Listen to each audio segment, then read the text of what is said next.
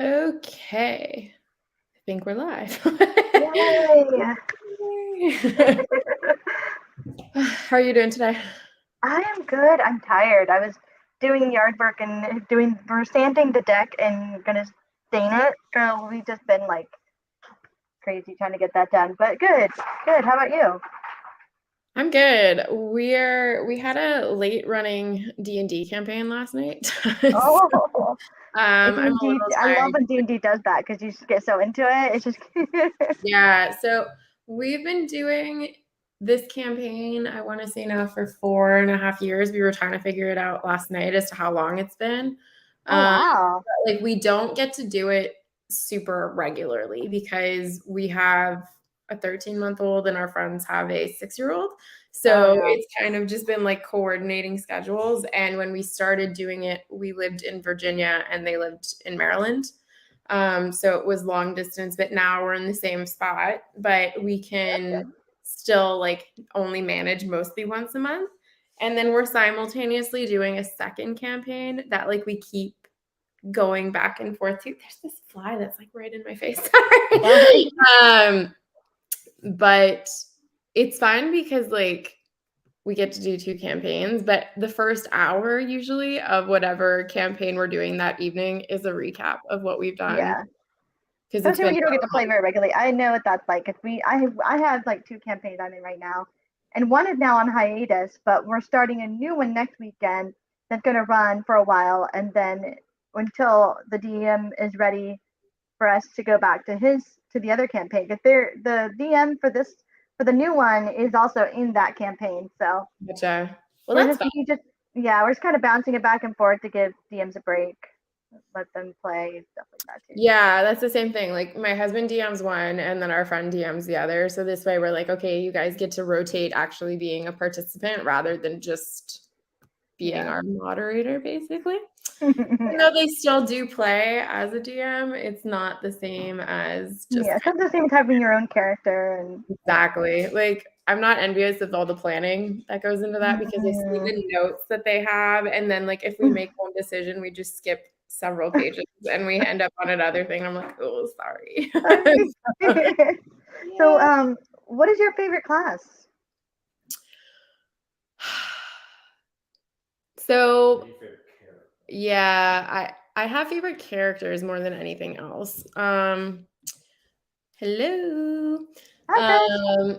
I've been recently playing a necromancer drow that I really, really love. And Oh, that's she, cool. like, hates everybody, but she's delightful. And then in my other campaign, I have played 3 different characters. I played a mercenary, then a diplomat, and now I'm playing a dwarf. And she's really fun because she's like a super baby dwarf. She's 22 years old, so she's like Oh, so brand young. new. And everything is exciting because it's outside and she's grown up underground and it's just like everything's amazing and wonderful. So she drives people crazy, but I think she's delightful. How's it going, I Chris? love that. Good. Are you guys talking D&D? We are. I just got done with the game, so Oh, how did yours Oh, go? nice. pretty well. I'm playing a bard, but he's multi-class into fighter, so he's a very tinky bard. And Gotcha. yeah, so I do actually get in the front lines both, when we're in fights and when we have to do some diplomacy. So Have you, Jack of how all long has trades. this campaign been going for you guys?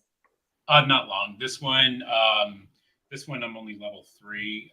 We have a Pathfinder game that's been really long and level 16 in that, and I'm playing he's a witch. His class is witch, so he gets to do a bunch of hexes and stuff, which is a lot of fun. So That's cool.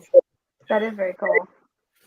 I love I'm playing a D&D. druid who loves to sew, and she's was kind of in a cult for a while of like, oh, nature, you have to protect nature, everything else is bad.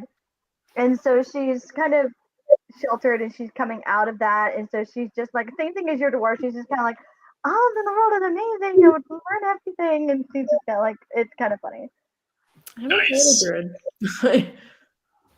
Yeah, Druid is fun. It's actually a very hard class to play I'm sure. when it Yeah. comes to like using their abilities and everything, but it's fun. It's fun.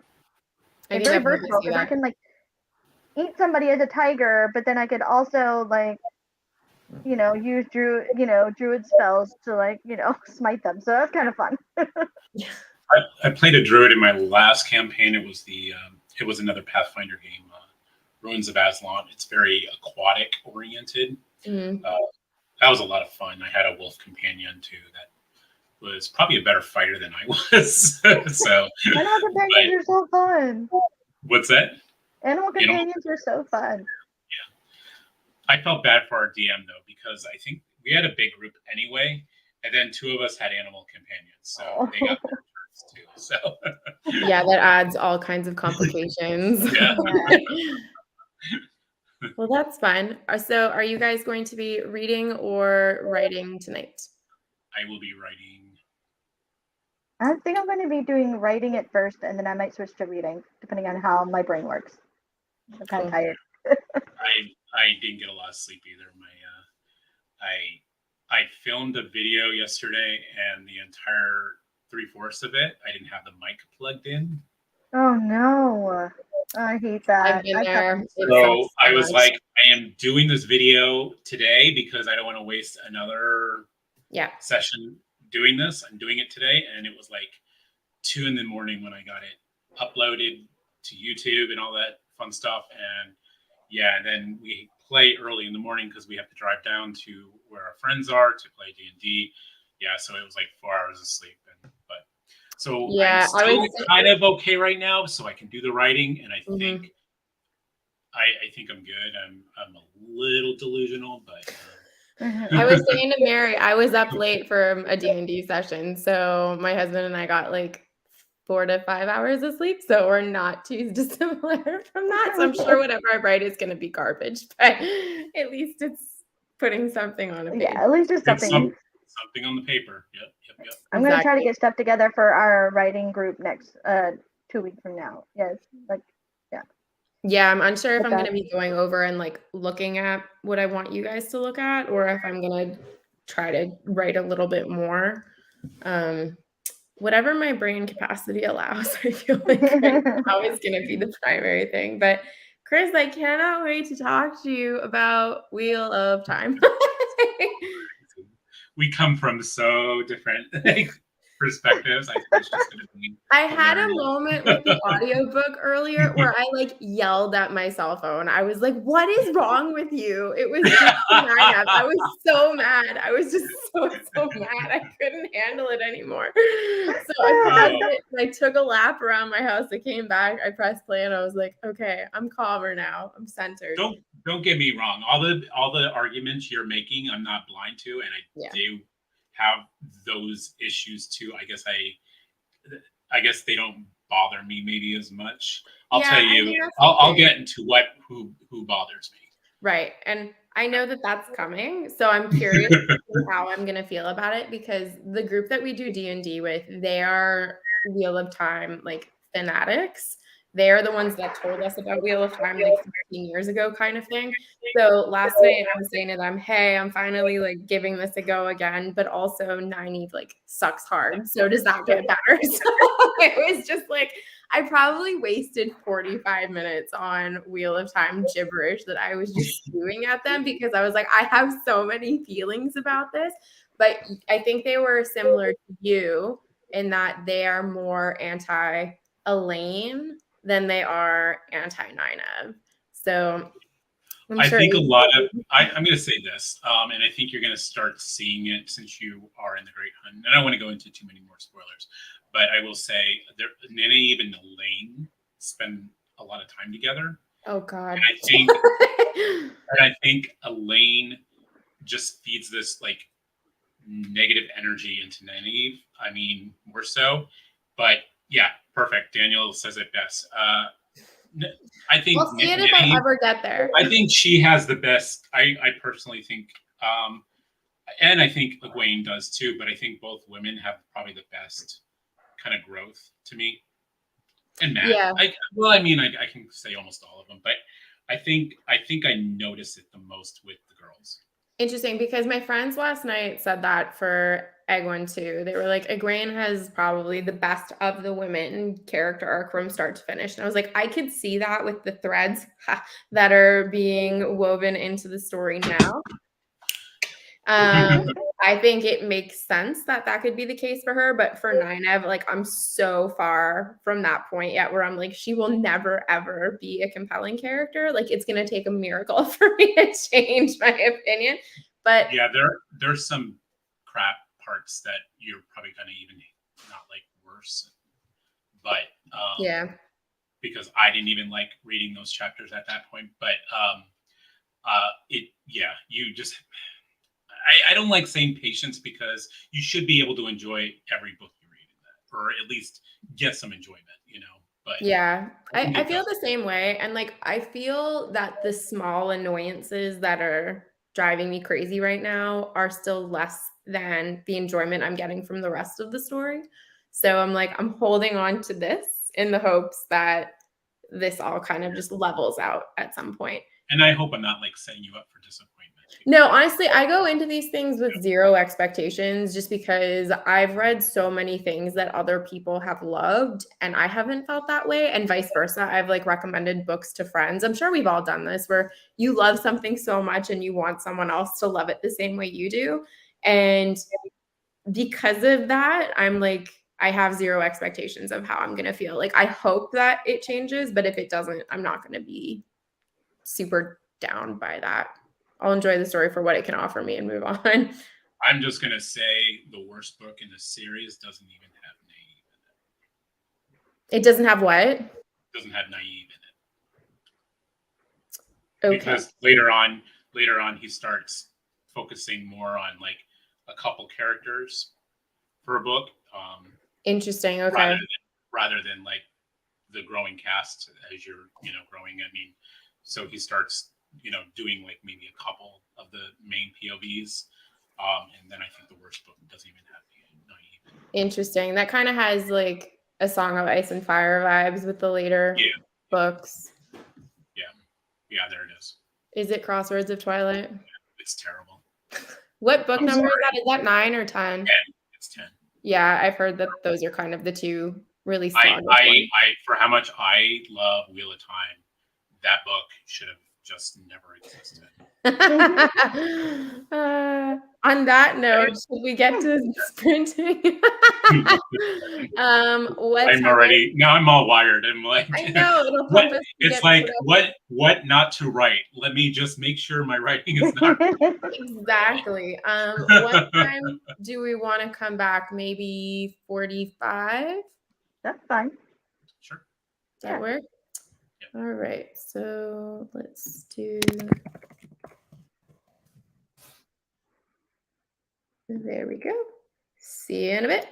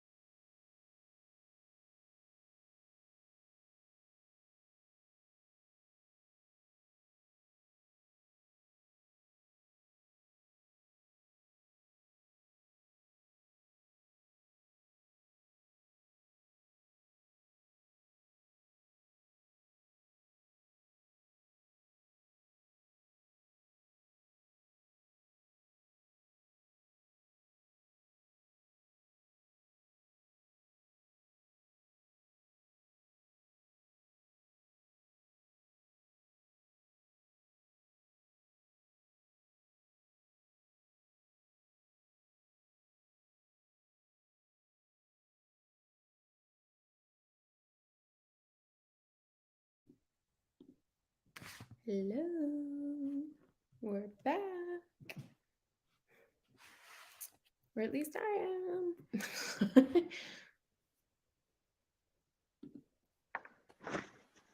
Hello. Hello. Everyone have a productive sprint? I did. Yes. Yes, actually. What'd you get done? I shifted around I had it in one part of the story that I had the where my character goes to the Mage's Emporium in the story. I had it to where at first where she is like it just she gets chosen to go, she has to take a test and all this stuff. But I turned it around to fit the tone of the story more to where she's forced to go, like all mages. If they find out you have magic, they're forced to go and they're controlled. And so I just shifted the tone of it. I shifted the talk about with her and her family about it, and shifted all of that to be more just like not this oh good luck it's more just like probably not a good thing, but we're not going to try to freak out type of thing. Yeah, I hear you. How about you, Chris? What'd you get done? Yeah. So, yeah, like I said, since we're getting together for these writing sessions, I'm kind of going just a little bit back to the prologue, and like this is the first time I kind of looked at it in many years. So, and That's I'm just fun. like, yeah, and because I want to have something prepared, and yeah, I'm definitely like yikes, but I think I do have. I do think I know what I need to fix and all that and for this next go around. So yeah, and so yeah, it is weird, a little weird, stopping my progress. So I figured I might just go both ways. I might just like go back and work on the old stuff. That's the stuff that we're going to talk about, and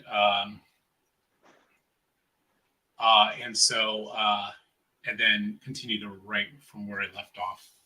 Chapters into. That's awesome. How about Oh, you? good. I started writing and then all of a sudden like my epilogue came to me and I was like, "Oh, I'm going to jot that down." And that then influenced where I was in my story. So that was good. It kind of gave me the spark I needed.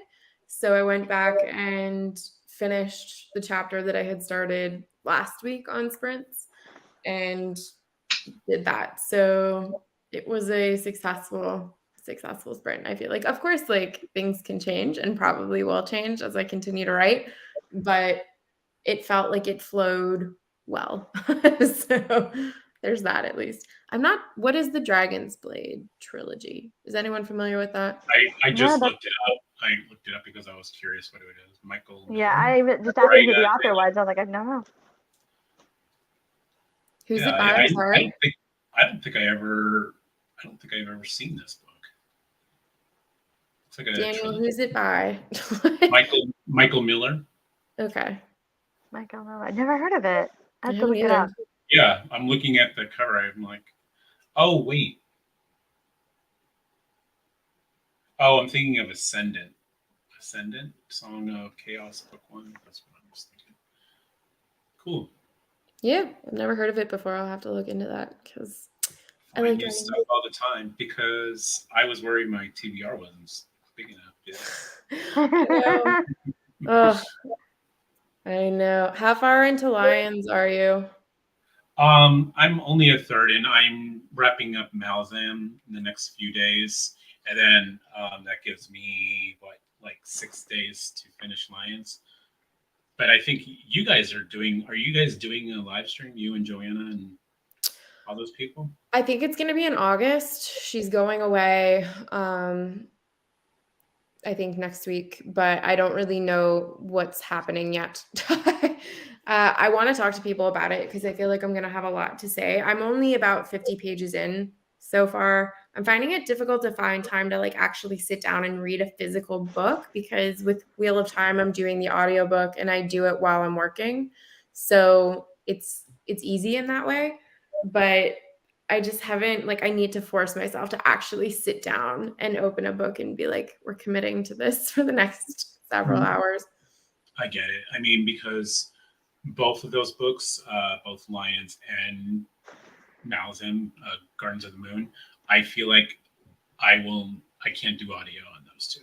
I feel like Guy Gabriel Kay is brand new to me, so I figure I feel like I need to hey T, I think I need to read from the book, since that's my first Guy Gabriel Kay experience. Yeah. And I mean, Malazan is, I mean, Gardens is technically a reread for me, but Okay, is it? it's just so complex for me, and I'm still not very good with audio yet. I mean, it really, one little side thing in my peripheral and I lose focus. Yeah, I'm similar.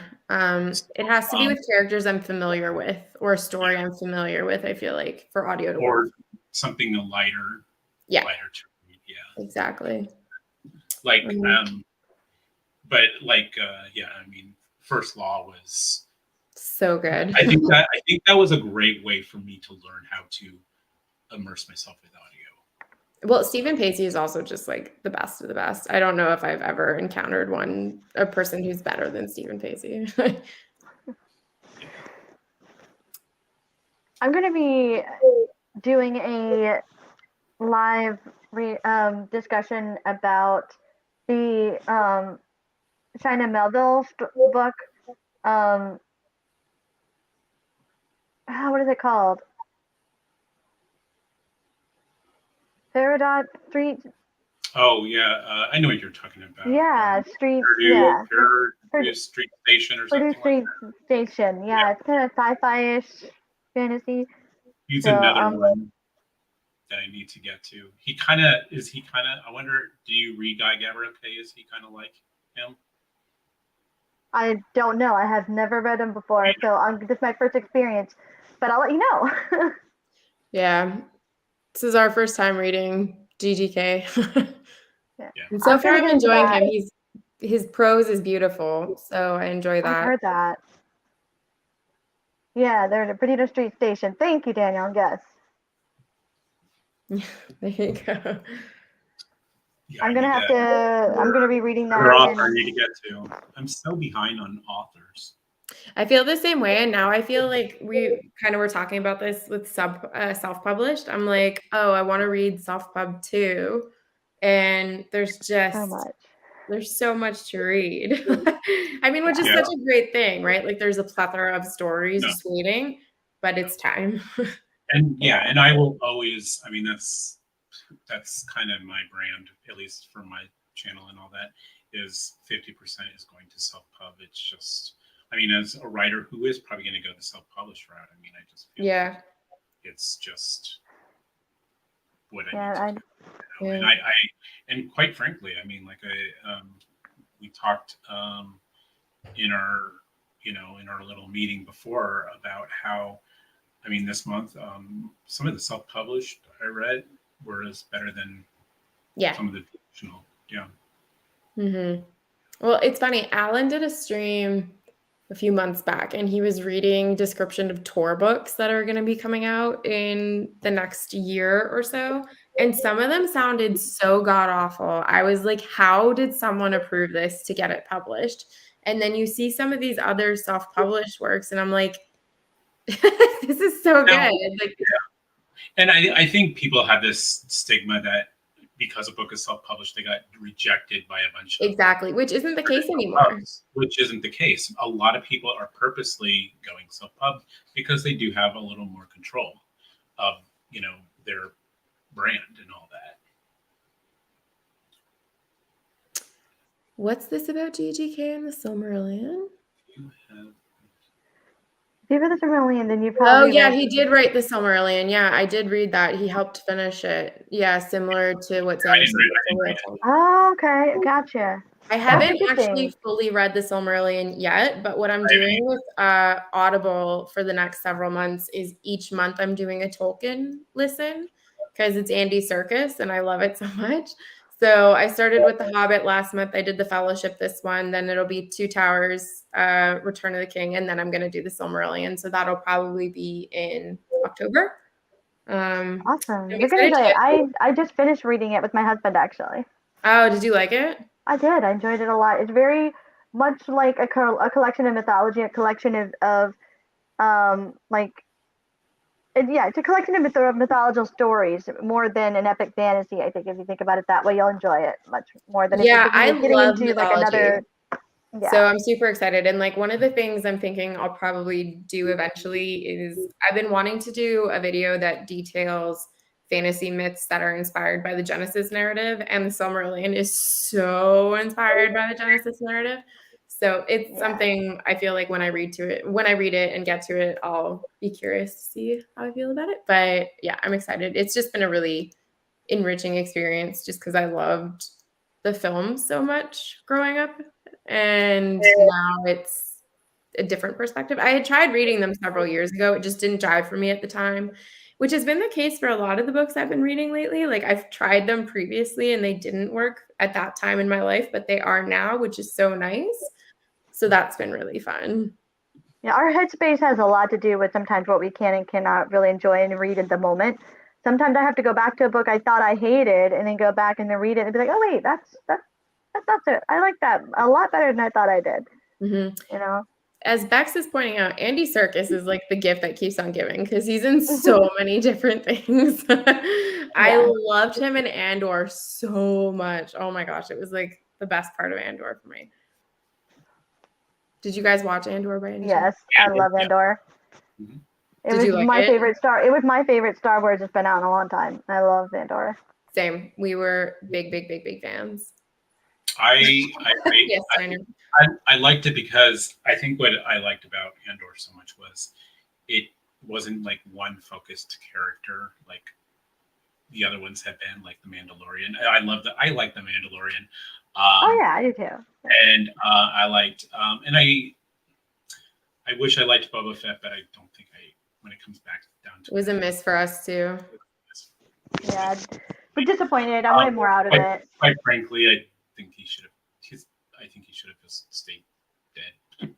I Yeah. agree. right. I agree. But yeah, Andor I liked because there was a little bit of a multi POV thing going on. You had, Yeah. Stellan Skarsgård in that was excellent too. Like everyone was good. Every component of the show was good. It was like three mini stories within the story, and I liked how they broke that up. But overall, it was just and I perfection. I think, loved it. I think it was good because they used characters that you know. Yeah, I agree with that. That is exactly a good way to put that because I didn't know how to feel like what made this make the the Empire seem scary again in that, and I was like, oh, it's because it's so in your everyday life. It's so prevalent. Yeah. Yeah, so And prevalent in just those little ways. yeah, I've always, and that's why I was like intrigued, and I liked that they really took like that, like those senators, like Mon Mothma, who is Mm-hmm. prominent through Empire Strikes or Empire Return of the Jedi, and Mm-hmm. how she was able to stay safe, and how she had to like you know how Yeah. like those senators had to just kind of like just be kind of lackadaisical during this time period. I thought that was very intense. Yeah. Those intense scenes of just all that political intrigue, which I normally don't like. I don't like real life politics, but I like seeing it. That's fair. Fantasy and sci-fi. So I thought that was pretty cool. Yeah. Yeah, definitely. Do we want to jump into another sprint? Yes, that sounds good Sure. because I do have to jump off 5 minutes before 6. Yeah. Yeah, I figure I'll probably go until 9 East Coast time just due to lack of sleep. We'll keep it short tonight, but let's stay until till 30. Let's do it. Yep. Perfect. Cool. See you then.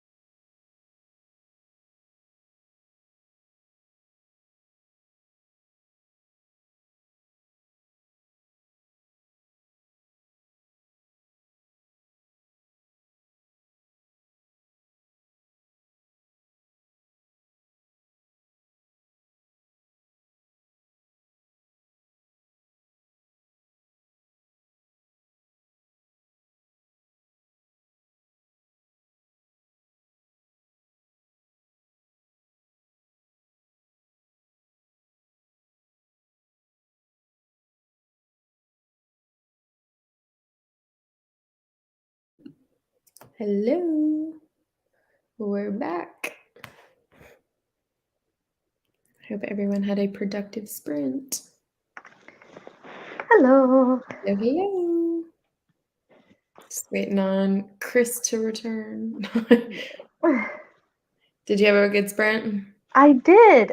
Thank you. I was still doing some restructuring, so not a lot of words, but still doing writing, so that's good. Nice. Trying to figure out where this is going. Yeah, right. Hello, welcome back.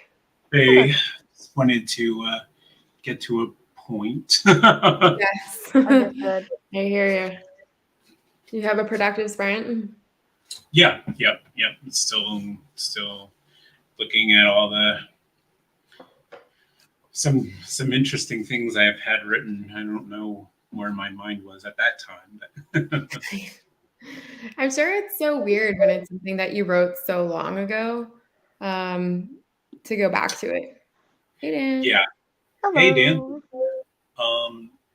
Yeah, this is like I want to say maybe the prologue and probably the first 5 chapters, maybe about 10 years ago. Oh, wow. Yeah, that's similar to Josh. But that's cool that like you've been wanting to work on that idea for a long time. It's clearly like the story you're meant to tell type thing. I think a lot for me was just school, and it was the same with reading too, because I went through a dark age with reading too. I would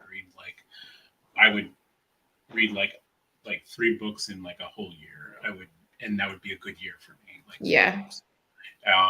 It was just, when you're in school, and even though I didn't have any like book research or anything like that, you're still doing research with computer science.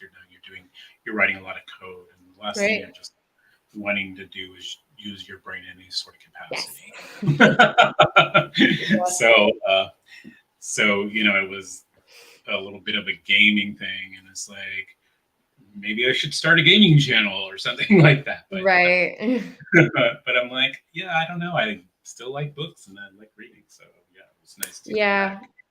I definitely hear you with the dark age of reading. Like I only really started reading again in December.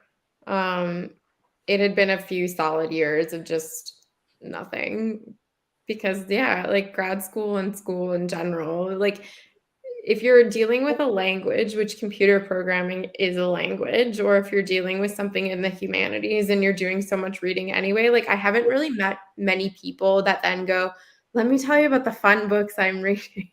It's more like I'm struggling to stay afloat. Yeah.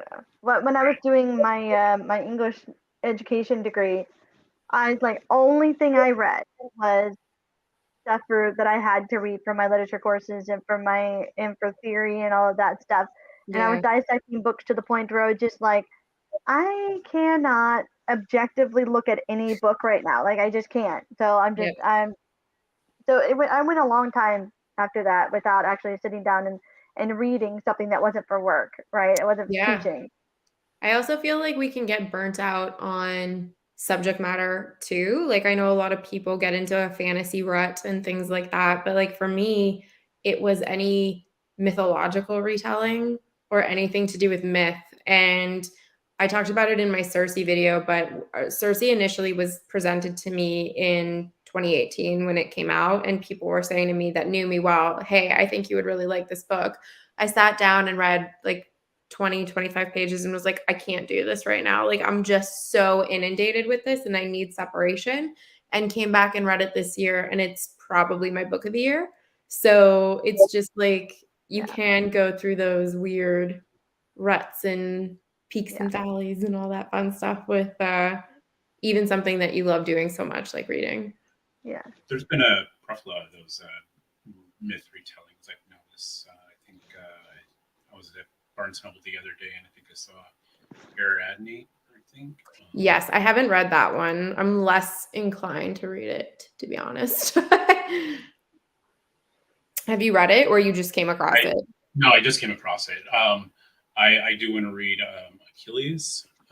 Yes, I have the Song of Achilles by her. that I want to get to this year. And I also read her short story, Galatia, which I thought was very good. Writing is so beautiful. It is. It's beautiful. I love that book. Song of Achilles was my favorite book of like when was it? 2022. It was my favorite book I read. Yeah. I finally got to it, and I loved it. Her language is so, it's almost Homeric. And I feel like that's why it fits in so well, because when you read it, you think this could have been an ancient story, but it flows so beautifully with like modern themes that it's just, and it she knows how to blends hit you in the heart with her words. Like, it's just like, wow. Kind of like Robin Hobb, you know, like Robin Hobb can do that. She's like hits you in the heart.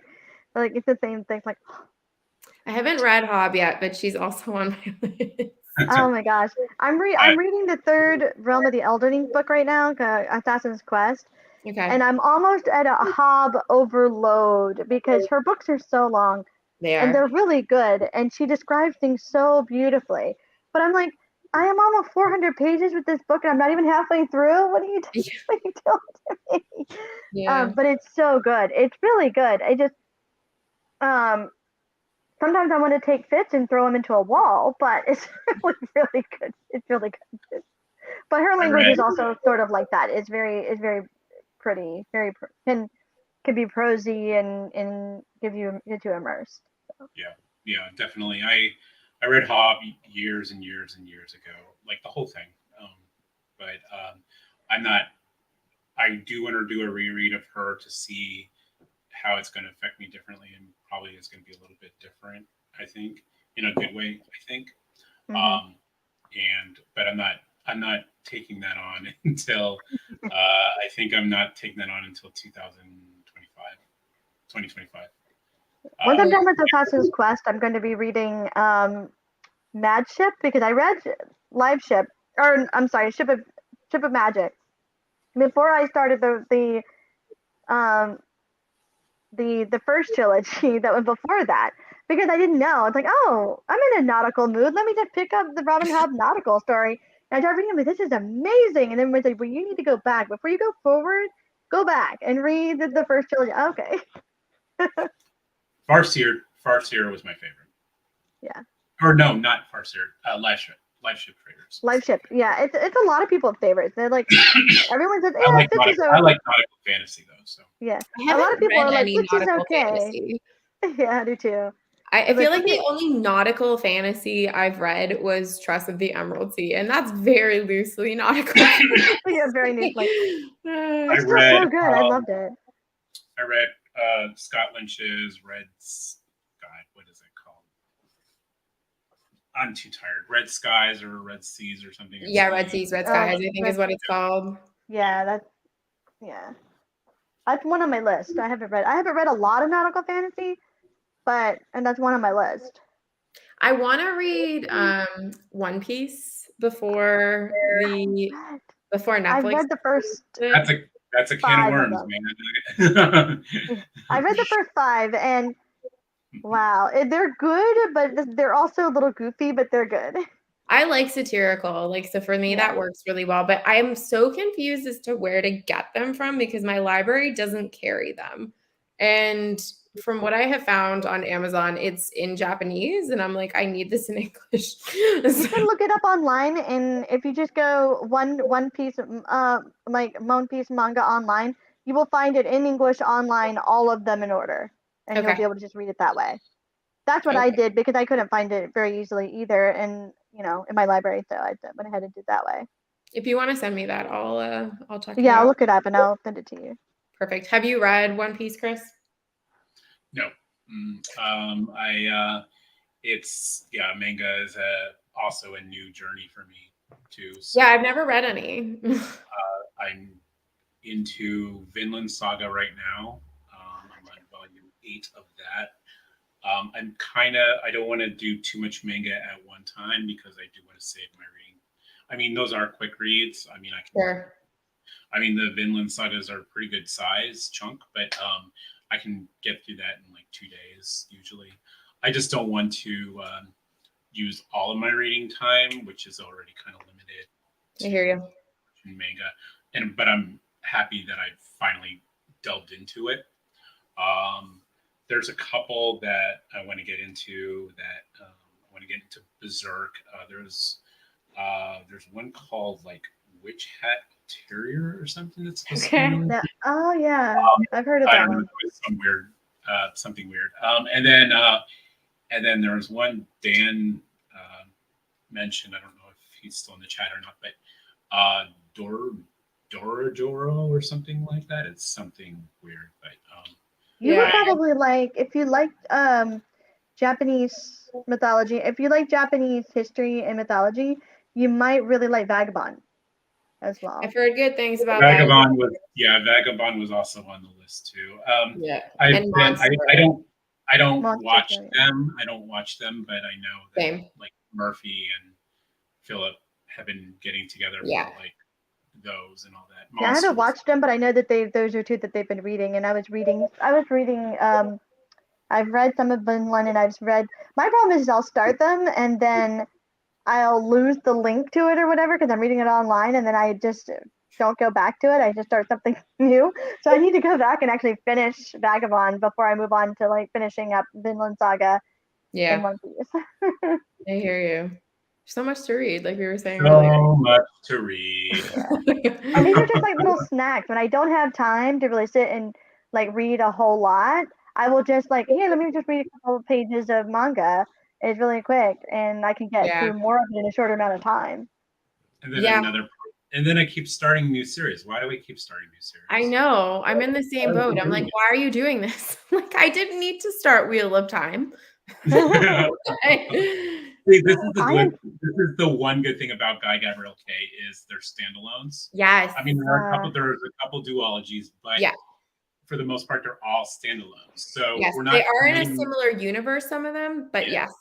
Yeah, but we're not committing ourselves to another like series. We're just No. Exactly. So It's like, that's why I was like, when you guys said you were going to do that, I was like, I'll do that because it's a standalone book. it's Yeah. non-committal. That's why I was doing. That's why I'm making myself finish Assassin's Quest before I start any other new series. And because I'm reading The Adventures of Amina El Sarafi right now, along with it, but it's a standalone nautical, kind of easier read. And so I'm reading those together, but then I'm finishing. So I'm forcing myself to finish that one before I go ahead and start a new series at all. Because I'm like, I gotta finish one. I gotta finish it, and then I can go on. If I don't force myself to do it, I'll just start new series every week, and then be like, Yeah. I've read 20 book ones. It's like, Yep. This right now, I am in First Law, Wheel of Time, and Lord of the Rings. So a lot of yeah. Now the next First Law is high on my list to get done this year. So yeah. Now the next books I have are the standalones to Joanne Abercrombie. Are they all? That's what standalones? I'm in. Okay, yeah. Yeah, I'm in Best Served Cold right now. I did my reread of First Law, so I wrapped up in January, and then I want to start hitting the standalones because I do want to get to the Age of Madness. I know. I've heard such good things about Age of Madness. So yeah, I want to get to that, but I want to read the standalones first. I think. Not as bad as Jordan by a long shot, but I didn't love the way that Abercrombie wrote female characters in the First Law trilogy. But everyone says in Age of Madness, the female characters are like amazing. And that's where they feel that he has had the strongest improvement as an author. So I'm curious to delve into that world. But yeah, you definitely, it seems like should go in order. Yeah, at least those will be, kind of standalone-ish. I don't have to worry about like committing to another series.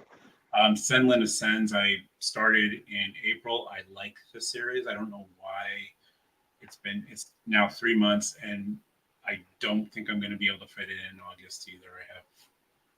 Well, if you're planning stuff already for 2025, like you're on what your TBR is. Yeah, but that's like big series. Like that's Hob is like 16 books, I think. Yeah.